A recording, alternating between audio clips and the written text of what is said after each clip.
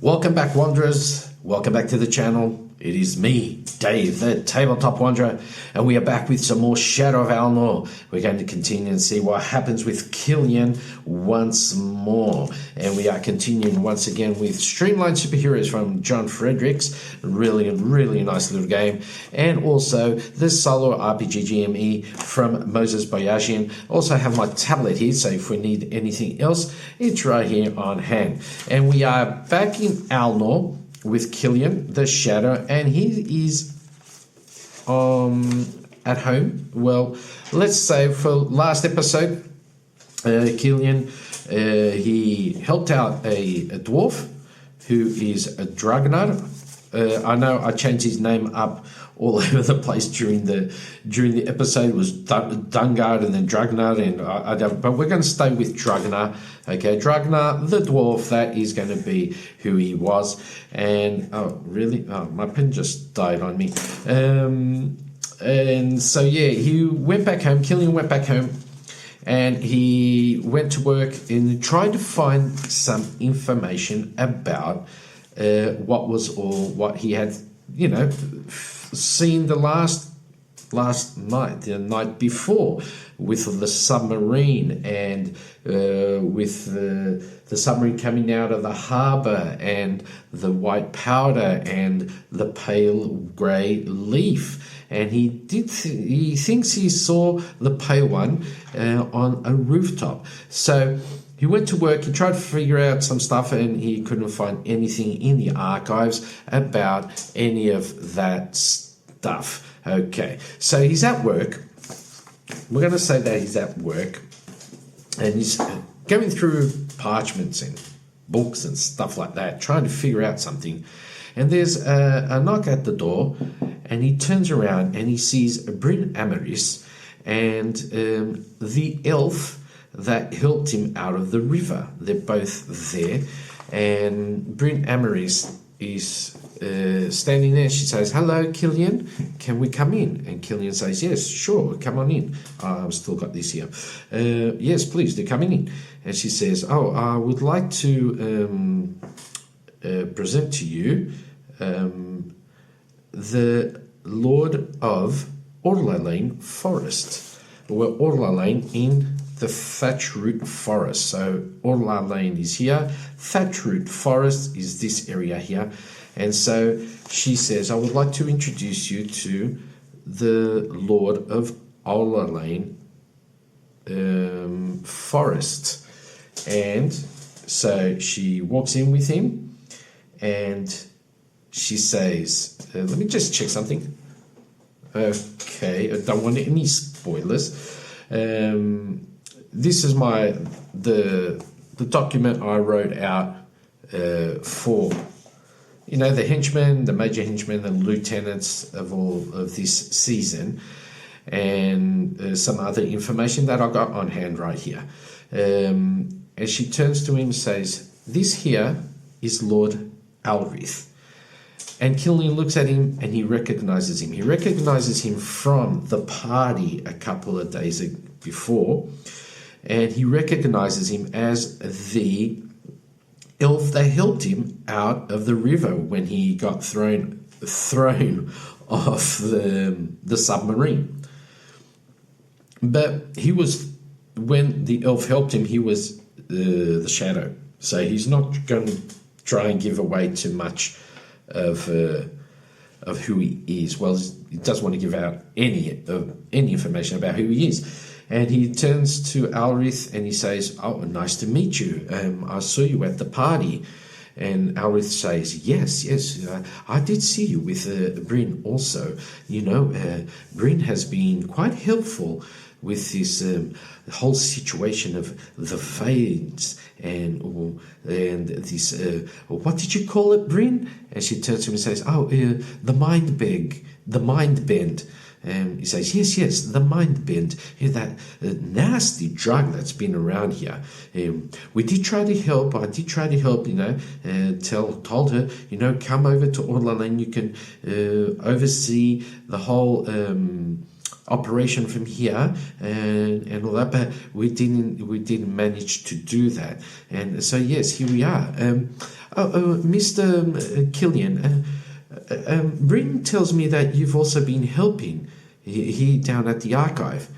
And Killian turns to him and goes, "Oh, well, yes, I have. I've been trying to help with some information here in these parchments and documents and books and stuff like that. But truth be told, I haven't found much information about the veins or this mind bend because the information's so scarce. I haven't found out much stuff about it." And Alrith says, yes, it is something rather new to Darwin, right? So Darwin, if you're trying to, what's he going on about? Well, Darwin is the world. Alnor is right here, is the major city of this sector of Darwin. So he says, yes, it's something new that's never been seen in Darwin before. And Killian says, yes, and that's why there's no information here in the archives. Quite strange, to be honest. And Bryn says, well, from your conversation here, from your words, I'm guessing you haven't found anything? No, not really. Not here in the archives, no. I haven't found anything. I've also been trying to look at stuff at home, and even in my vast library that I have at home, I haven't found anything. And Bryn says, okay then, well, I'll leave you to it. You do have a lot of parchment here that you have to go through, so I'll leave you to it, and hopefully you will find something. And Alrith turns to Killian says, well, nice to meet you, Killian. Always good to see a fellow face from Orla Lane. And Killian looks at him and goes, yeah, likewise, Lord Alrith. Have a good day. And so Alrith and Bryn, they both walk out, and Killian closes up shop at the end of the day and goes home, gets into his shadow costume, armor, not costume, and just goes out into the night. And he's out in the streets of Alnor on the rooftops, and the sun has gone down, the moon is rising high, the whole city is starting lights to pop up in homes and factories and stuff like that, and the streets are starting to lose their pedestrians, the movement, so the streets are starting to become deserted. Killian's jumping from rooftop to rooftop. Let me just get this out. So he lives more or less around here, and he's starting to go rooftop to rooftop. And he remembered the dwarf who has his shop and possibly his house in the Ironforge district. So he's making his way towards that. And as he gets to the entrance of the Ironforge district, he's on top of the roof, and he's standing on the edge of a roof, and he hears something behind him. He hears this. He turns around, and there's this pale white figure standing in front of him. He's got more or less a hood, also face mask, which completely covers his face. Only the eyes are popping out, and everything, the whole armor, everything is pale white. White armor, white cape, white hood, everything is white. And Killian looks at him and goes, so you were here. It was you I saw last night. And the pale one goes into his armor and pulls out a grey pale leaf. Killian looks at it And he goes, "Your calling card, I guess." And in an instant, the pale one goes, bam! Kicks Killian straight on the chest. And Killian goes flying down and hits the ground, the street of the Iron Forge. He's a bit dazed. He's looking up, and he can see the pale one looking over the edge of the rooftop, and there's this pale leaf floating down towards Killian, and it lands beside his head. Killian starts to hear noises and feet hitting the ground. And he's still laying on the ground, still a bit dazed, and he looks over to the side. He turns his head to the side on the ground, and he sees these footsteps coming towards him, these feet, legs starting to come towards him. And he looks to the other side, and also legs coming towards him. And he gets up to his feet, and he can see that there's this mob of people coming straight for him. They've got this crazy look in their eyes, a bit like how Dragonar was the night before in that factory, in the factory office. And they're really crazed, and they're like sort of walking slowly towards him, and all of a sudden they start running towards him. And give me a second, I'll be right back. Okay, I'm back. Here we are. This is the scenario. We've got the pale one right here. Killian is down here on the floor, and he can see all these guys coming in on him. These are all common people. They're just addicted to the mind bend, so they are not warriors or fighters or anything. They're just poor souls that have been taken by the mind bend. The pale one's up on top of the roof. He's looking down at Killian, and he goes towards the area. He says, "Get him. Bring his head to me." Okay, what we are going to do, and we are using Streamline Superheroes from John Fredericks, we are going to be rolling. And I always forget to print out the little thing I did for opposing rolls, or the combat little hack that I did for this game. But it's pretty simple. We're going to be rolling the 2 dice, and everything over a 10 is a success, which hits or defends. Okay, I'll be rolling the blue for Killian, the red for all of the others, and we shall see. So we're going to say that Killian is not going to be lethal towards them, because he knows that they are just normal citizens that have been taken by the mind bend. So he doesn't want to kill them. He just wants to knock them out. Okay, that is the first thing. And so Killian's up on his feet, and he can see all of these guys coming towards him, guys and gals, and they're all running towards him as he's getting to his feet. Now, what can he do, Killian? Killian, what can you do? Let's see, what can you do? He is looking, and he's seeing that he's getting swarmed by this mob, and the pale one's just up on top of the roof laughing. I'm going to put that right there.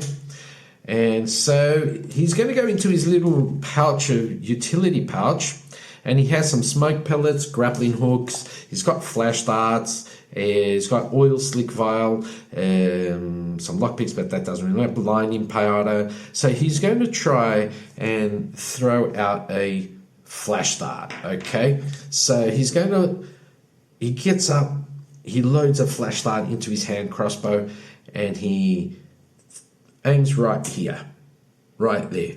Let's see.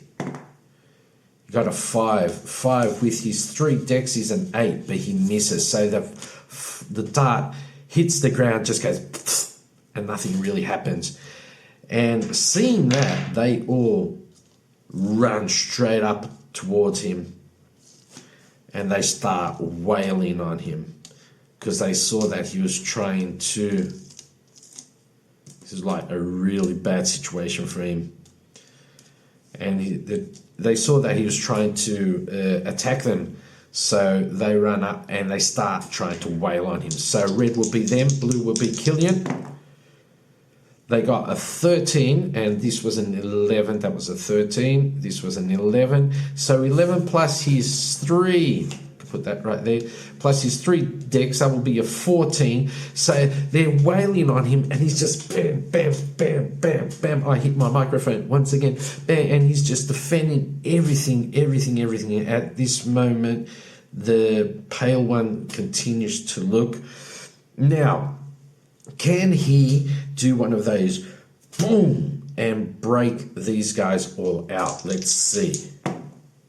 14, 12. Yes, he does. So he's down on the ground defending himself from punches and kicks, and all of a sudden just goes, and his arms burst open. And how many of these guys go flying backwards? Let's see. Get a D6, isn't that right? Steelwise, Shadow, Stealth, Thievery, Detective Precision. So it will be melee, so we'll do a D10 on that. If I could find it. Right here. D10, let's see how many of them get knocked back. Okay, only 2. That was really weak. We'll say it was this dude and this dude. But as they go back, they also take some of their colleagues with them. Now, he is going, well, that was his action. Now they're going to come in back in on him, but only a couple of them because the others were knocked back. A 3, a 10, he makes it. He also defends all those punches coming in from this group here, and he can see a little bit of an opening right there. So he's going to try and make it so that he can run out through there. Let's see. He's going to use his dex again. Let's see. 10 plus 3 is 13. And he starts to go through there. Does any of them stop him? Let's see. 13 also. As he's starting to run, one of them grabs him and pulls him back, but he doesn't move. He just stays right there. So he doesn't manage to go out. They all start coming in again, even the ones that got pushed back, and they miss. They got a 5. He got a 20. There are no crits in Streamline Superheroes, but there is the effect dice. And what I've been doing is, if he gets a natural 20, if any of them get a natural 20, we're going to roll on the effect dice and see what comes out. So a D10 for his Steel Shadow, his combat abilities. And I'm going to say that because he defended this so well, he's going to be able to push back the whole group. Let's see. 6 of them. So we'll push back these here and push back these here, opening up that exit right there, which was sort of a counter-attack move. Now he's going to try and run again. So he's going to roll for his dex, see if he can get out. Oh, so he gets his streetwise, which is a D12, right? Right here. And he can go, let's say he's here, 1, 2, 3, 4, he's over there. But because he got a 20, I dropped. Yes, I dropped the dice. Yes, I did. That hasn't happened in quite a while, but it did happen now. So I'm going to say that because he did manage to get away, he is now going to try and grapple his way up to that roof right there. 9 plus his 3 dex is a 12, so he gets his grappling hook, he loads it into his hand crossbow, and the grappling hook goes, grabs onto the shingles of the roof, and he pulls himself up. All the while, these guys are all like sort of the Walking Dead, going straight for him up here. And the Pale One is watching from afar. And Killion's looking at him, and the Pale One's looking at him also. And these guys are all clawing at the walls of this house or warehouse, or well, he's in the Ironforge district, so we'll say it's sort of a factory, and the Pale One is looking at Killion, and Killion can see even with his face completely covered, he has a smile on his lips. And once again, he turns to Killion, points at Killion, and he goes, "No." Turns around and just disappears. Killion's looking down at the whole mob there, and he wants to try and help them as they're trying to climb the wall of the factory. And he's going to use, let's say,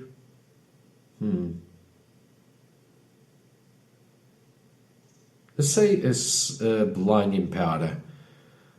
Right? Well, yeah, we'll say a blinding powder. He loads up a blinding powder dart into his crossbow, and that is a 9 plus 3 of his dex is 12, and it just goes, and they're all grabbing their eyes, and he turns and he makes his way out of the area also. He leaves them all behind, and I'll continue as I'm cleaning this mess up. He leaves them all behind, and he makes his way through the Ironforge district towards where he found so what's his name? I don't want to miss his name. Dragnar. So he goes to Dragnar's, where he found Dragnar, and where's my map? Right here.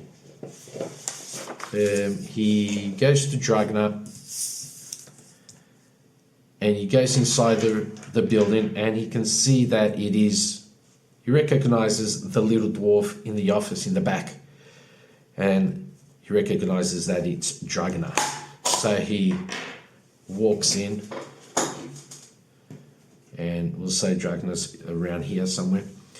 He walks in, opens the door, and Dragnar, startled, looks up, and he sees this massive black figure, face covered, gleaming crimson eyes, looking straight at him.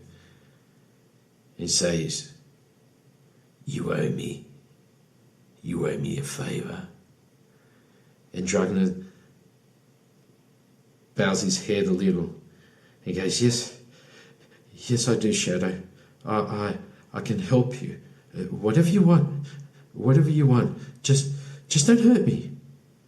"Why would I hurt you after I just saved your life? You got your medicine, didn't you? From the house in the Greenwood district, right?" Yes. The person was very, very helpful. Thank you. And he said that I owed you. "You sure do. And what you gonna do for me? You're gonna work with me, for me. But if you betray me..." No, Shadow. I will not betray you. Promise you. You cleaned me up. I'm a new man now. I'm a new man. Okay. I need some stuff done. Hopefully you can do it. Well, I could try it. What is it you need? I need to go into the harbour. Well, why don't you take a boat? You're not understanding me. I need to go into the harbour, underwater, and I don't know for how long. I need some way of staying underwater without drowning, if you get my drift. Okay then. I can try and figure something out. When do you need it? I need it for yesterday. But you got 2 days. I'll be back in 2 days. If you get it done before that, go to the Greenwood house and let them know. He knows how to get in touch with me. Okay, Shadow. Yes. Okay.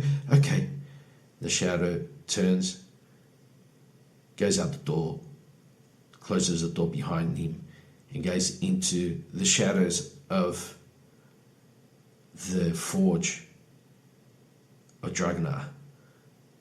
Dragnar runs out and he starts looking, but he sees no movement. There's no movement. He goes to the spot where the shadow went, and there was nothing there. The shadow was gone. And so am I. Going to end this episode right here. I hope you all enjoyed it. Thank you all for watching. And don't forget to check out Streamlined Superheroes from John Fredericks, SoloRPG GME from Moses Bayagian, and of course all the rest of the videos I got up on the channel. I want to give us a big shout out to my members, Grognard, Mage Hammock, Chad, and Jamie. Thank you for the support. And if you also want to support the channel, it's $1 a month, you know, if you want to. You don't have to. Okay. Thank you all for watching. Hope you did enjoy it. And I'll see you all on the next episode. Okay. Don't forget to like, comment, and subscribe to the channel. And have a great one. Bye-bye.